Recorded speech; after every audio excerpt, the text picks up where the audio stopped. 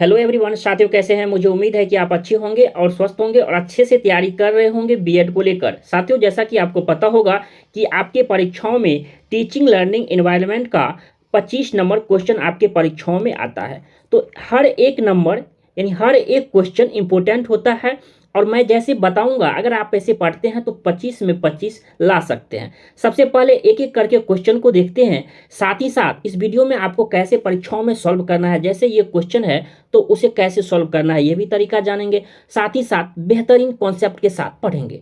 पहला क्वेश्चन है, घर की भाषा और विद्यालय की भाषा। पहला प्रश्न है कि घर की भाषा और विद्यालय की भाषा कैसी होनी चाहिए या कैसी होती है। क्या सदैव टकराहट से गुजरती है?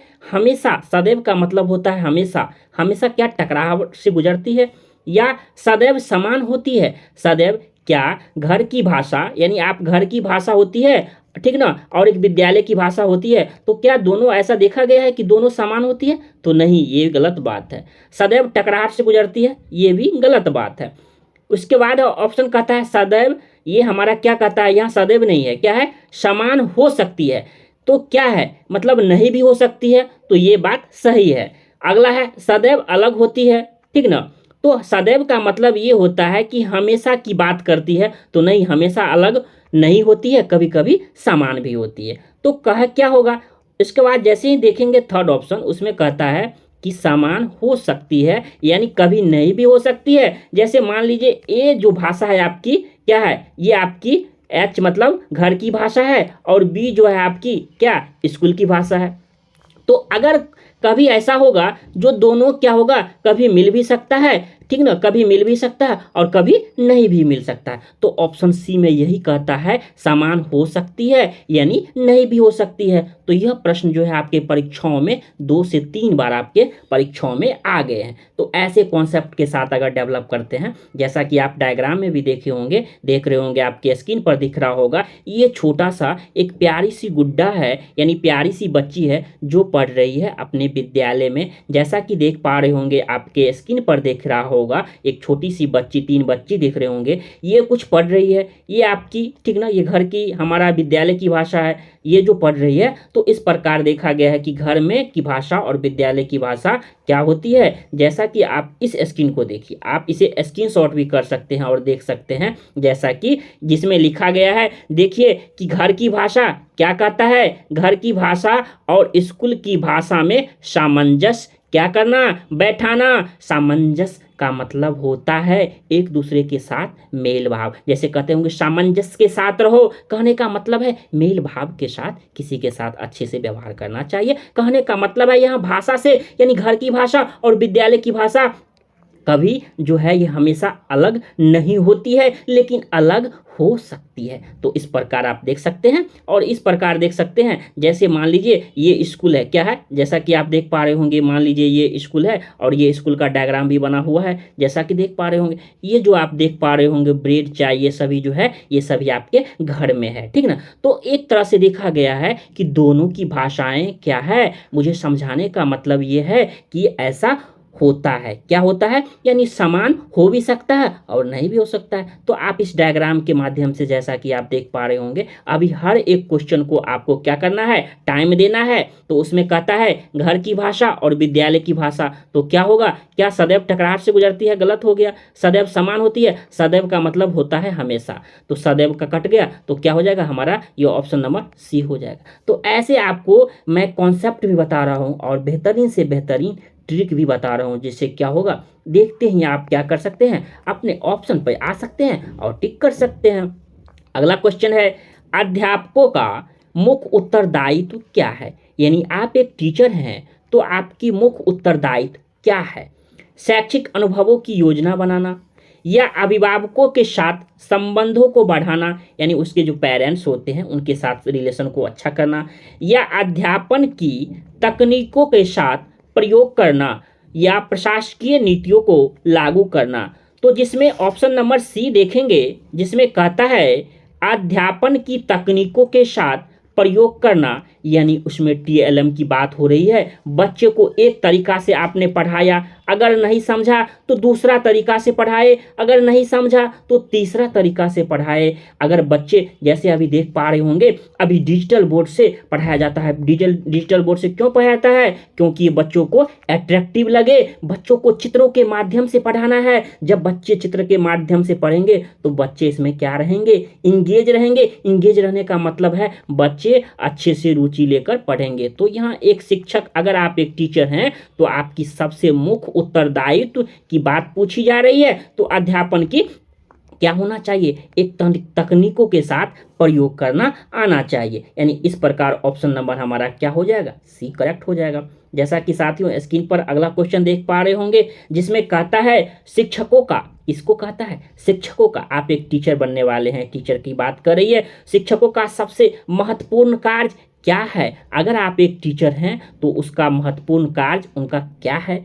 प्रभावी शिक्षा हमारा प्रदान करना, इफेक्टिव शिक्षा की बात कर रही है, या छात्रों के विकास पर पूर्ण ध्यान देना, या जब भी आवश्यक हो तो उपचारात्मक सहायता प्रदान करना, या कक्षा में बच्चों के अनुशासन बनाए रखना। तो देखिए कहता है सबसे महत्वपूर्ण। ये प्रश्न जो जैसे ही परीक्षाओं में देखेंगे तो एक ख्याल आ जाना चाहिए, यानी महत्वपूर्ण तो सब है, महत्वपूर्ण सब है, लेकिन आपसे पूछा जा रहा है सबसे महत्वपूर्ण, तो क्या होगा? यानी ABCD में से सबसे जो है आपका ABCD जो ऑप्शन है, सबसे बेस्ट उत्तर का चुनाव करना है, क्योंकि यहाँ से प्रश्न आपसे पूछा गया है सबसे महत्वपूर्ण क्या है। तो प्रभावी शिक्षा प्रदान करना ये भी महत्वपूर्ण है। जब भी आवश्यक हो, ये उपचारात्मक, जब भी आवश्यक हो उपचारात्मक, उतना सही नहीं कर सकते, सही है लेकिन उतना नहीं कर सकते। कक्षा में अनुशासन बनाए रखना, डिसिप्लिन तो जरूरी है, ठीक ना। तो कहता है सबसे महत्वपूर्ण। साथियों सबसे महत्वपूर्ण आपका क्या हो जाएगा पता है? आप एक टीचर हैं तो आपका सबसे बड़ा कर्तव्य होता है छात्रों के विकास पर क्या हो? पूर्ण ध्यान होना चाहिए। बच्चे के डेवलप पे आपका क्या होना चाहिए? बच्चे का डेवलप कैसे होगा उस पर आपकी हर एक रणनीति होनी चाहिए। बी रणनीति होनी चाहिए, सी रणनीति होनी चाहिए, यानी बच्चों का डेवलप के बारे में सोचना चाहिए। इस प्रकार हमारा क्या हो जाएगा? आपका ऑप्शन नंबर बी जो हमारा यह आपका करेक्ट हो जाएगा। तो यह आपके बीएड परीक्षाओं में क्वेश्चन आए हुए हैं, ठीक ना। ये क्वेश्चन जैसा कि देख पा रहे होंगे, यह प्रश्न भी आपके परीक्षाओं में आए हुए क्वेश्चन है। क्या कहता है? एक अध्यापक को कक्षा में अपनी आवाज डैश रखनी होगी। क्या कहता है? अगर आप एक टीचर है तो आपकी आवाज कैसी होनी चाहिए? क्या आप धीमी आवाज में बोलेंगे तो लास्ट बेंच में जो बैठे होंगे उनको आवाज ही ना सुनाई दे? ऐसा भी होता है कभी। या उच्च स्वर शैली में जोर से बोलेंगे, डांट के बोलेंगे? ऐसा भी नहीं होता है। या सामान्य आवाज में, जैसे बच्चों तक, अगर एक क्लास में अगर 30 बच्चों हैं तो उनको क्या हो?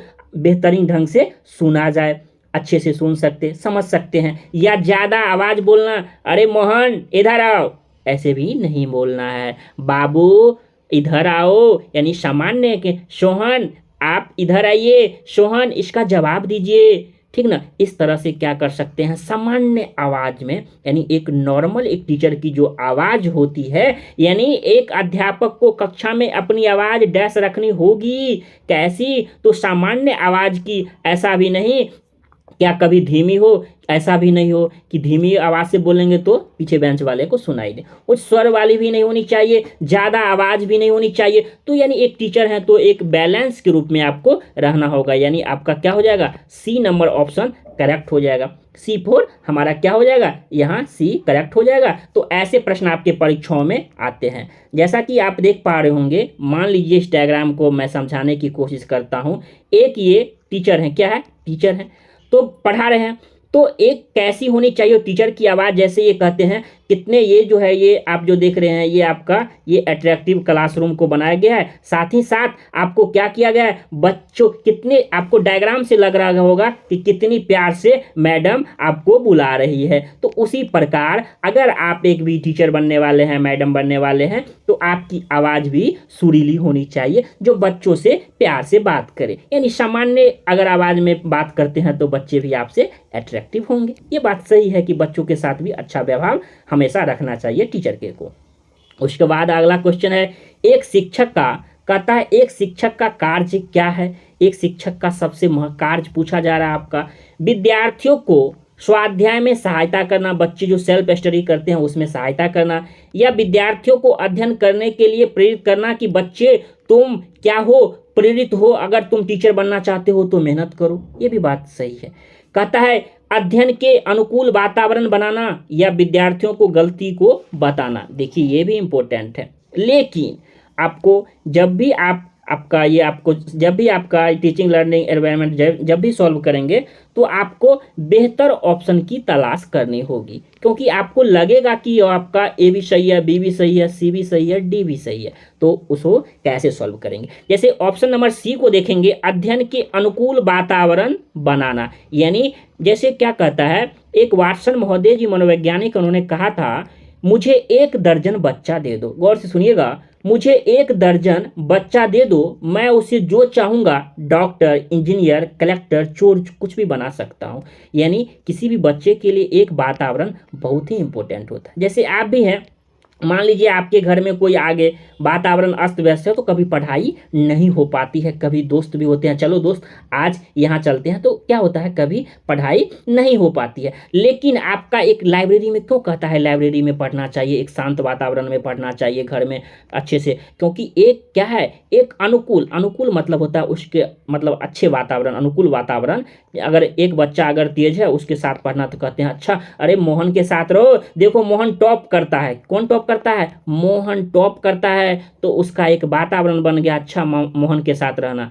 तो कहने का मतलब है अगर आप एक टीचर हैं, आप एक शिक्षक हैं, तो एक शिक्षक का सबसे महत्वपूर्ण कार्य जो होता है वो अध्ययन के अनुकूल वातावरण बनाना। सबसे बेस्ट हमारा हो जाएगा ऑप्शन नंबर सी। साथियों, इस प्रकार आपने इस वीडियो में 5 टॉप क्वेश्चन जो कि टीचिंग लर्निंग में आपका पूछा जाता है 25 नंबर का, तो इसमें देखा आपने जाना टॉप 5 क्वेश्चन जो कि आपके परीक्षाओं में रिपीटेड भी होते रहे हैं। तो आप ऐसे क्वेश्चन को अच्छे से तैयारी कर सकते हैं। साथ ही साथ आप क्या कर सकते हैं साथियों, इस चैनल को सब्सक्राइब कर सकते हैं और क्या कर सकते हैं पता है, नीचे डिस्क्रिप्शन में टेलीग्राम ग्रुप का लिंक दिया गया है, आप इसे भी ज्वाइन कर लीजिए, जहां से आपको बेहतरीन से बेहतरीन फायदा आपको मिलेगा। तो इस प्रकार आप इस चैनल को सब्सक्राइब कर सकते हैं और वीडियो पसंद आए तो दोस्तों तक शेयर जरूर कीजिएगा, ठीक ना। तो हर एक क्वेश्चन जैसा कि आपको मैंने इतनी देख सकते हैं कि आपको मैंने डायग्राम से समझाने की कोशिश किया, जैसा कि मैंने यहाँ भी घर की भाषा और स्कूल की भाषा को समझाने की कोशिश किया। तो इतने बेहतरीन ढंगों से अगर जानना चाहते हैं तो इस चैनल के साथ बने रहिए। और इस उम्मीद और आशा के साथ मैं कहना चाहता हूँ कि अगर इस चैनल के माध्यम से अपने परीक्षाओं तक जारी रखते हैं तो बेहतरीन रिजल्ट होगा। जय हिंद, जय भारत।